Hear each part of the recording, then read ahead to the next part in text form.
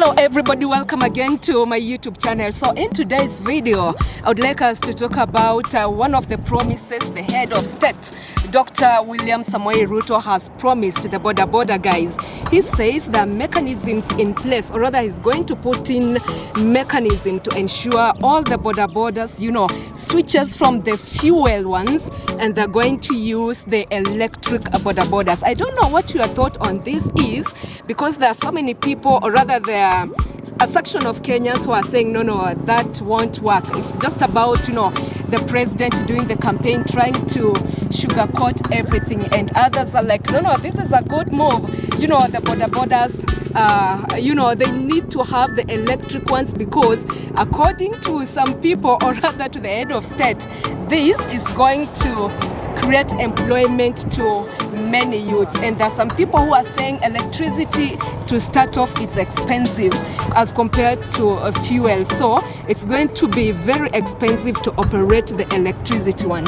Okay, this is not the first time you're going to have the electric motorcycles. We do have even companies that do manufacture the electric bodaboda, so it's not going to be a new thing. The only new thing in this thing is having the motorbikes, or rather the bodaboda operators switch from the ones they're using right now, the fuel ones, to the electricity one. So I don't know what your thought is on this. You can leave your comment in the comment section below. So let us drive around Ngong just to see, or rather as we talk about the the electric bodabodas for the bodaboda people, because he says it's going to create employment to many. So I am starting my drive along, or rather within Ngong Road. This is the road that goes all the way to Suswa. So let us go back to Ngong Town, okay?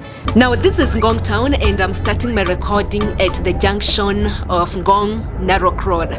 Now you can see right ahead a lot of commercial buildings have come up within Ngong Town. Even the residential ones have come up. Ngong has really grown. It's not a forest like many people think.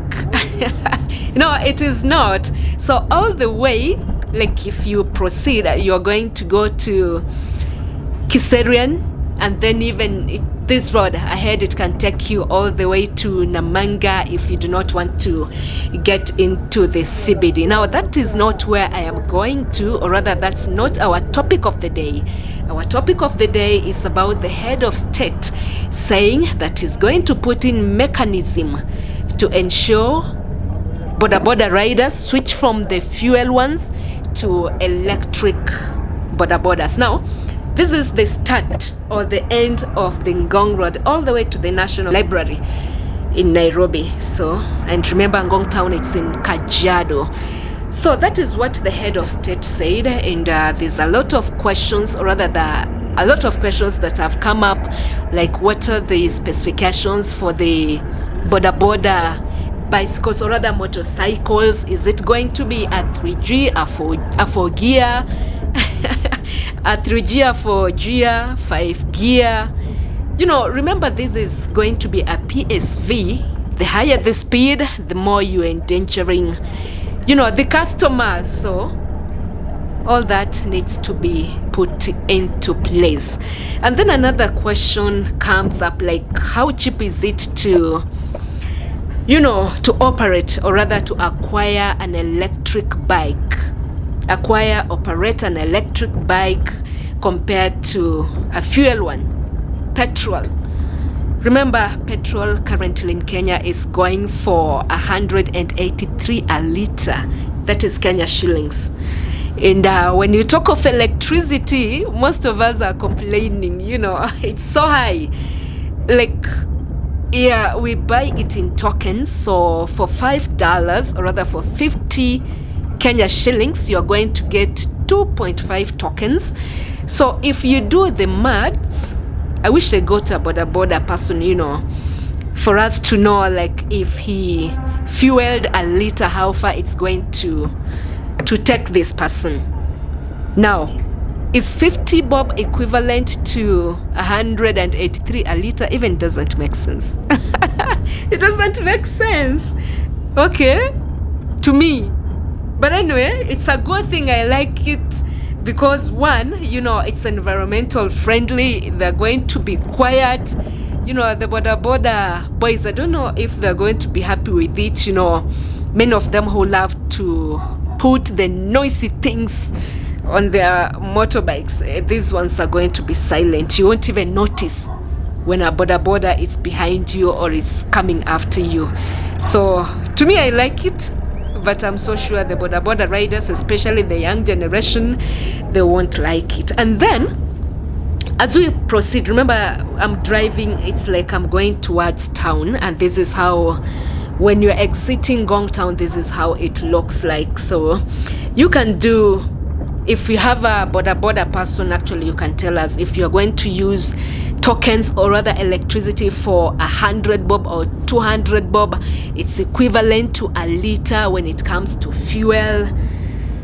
Now that is, you know, it's just another thing. And then another issue, because he said by September the mechanisms will be in place. Remember, we don't have electricity in all the places. There are people, you know, we have Kenyans who are still, you know, yet to see electricity.